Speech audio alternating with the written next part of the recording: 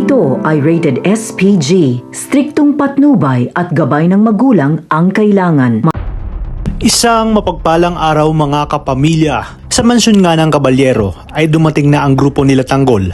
At habang naghihintay ang mga ito sa loob, ay kinausap naman sila ni Marcelo. At tinanong ni Marcelo si Tanggol kung ano at bakit pinatay si Bubbles. Saad nga ni Tanggol na ginahasa ito at saka siya binalikan para patayin, kaya naman tinanong ni Marcelo kung sino ang may gawa nung kay Bubbles. Sa kabilang banda, sinabihan ni Ramon si David na ang intindihin nito ay ang gagawin nilang paglusob sa mga kabalyero at siguraduhin umano nito na hindi na sila maiisahan ng kanilang kalaban. Sa pagbalik naman ni David sa kanilang kwarto kung saan naroroon si Catherine ay laking gulat nga nito dahil wala na doon si Catherine.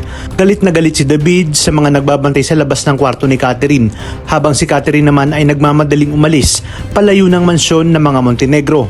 Kaya naman dali-daling sinabi ni David kina Ramon na nakatakas si Catherine. Ayon pa kay David na sigurado ito na magsusumbong si Catherine sa kanyang lolo Facundo at dito nga maghahanda na sila sa gagawin nilang paglusob sa mga kabalyero. Inihanda naman ni Ramon ang lahat ng kanyang mga tauhan at sinabi nito na kailangan na nilang lumusob bago pa sila maunahan ni Catherine nang sa gayon hindi makapaghanda ang mga kabalyero.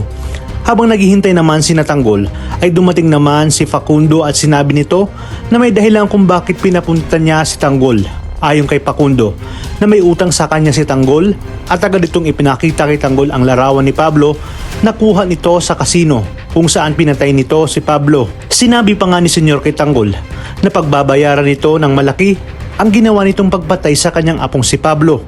Kukunin na sana ni Tanggol ang kanyang baril, ngunit isang malakas na palo ng baril ang tumama sa kanyang likuran dahilan kaya nawalan ito ng malay.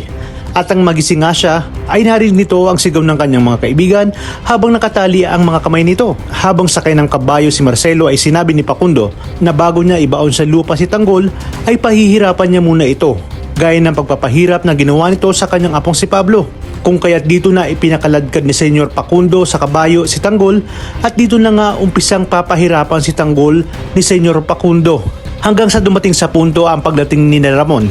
At dito hahanapin niya si Facundo dahil gusto niyang unahan ito sa kung ano man ang sasabihin ni Catherine. Ngunit sa hindi inaasahang pagkakataon, makikita niya sa bodega si Tanggol na duguan at halos mawalan na ng malay. Kung kaya't dito na siya magpapasya na iligtas ang ating bida dahil nga may nararamdaman din dito si Ramon na lukso ng dugo. Ito na kaya ang magiging katapusan ng pagpapanggap ni David at dito na mabibisto si Olga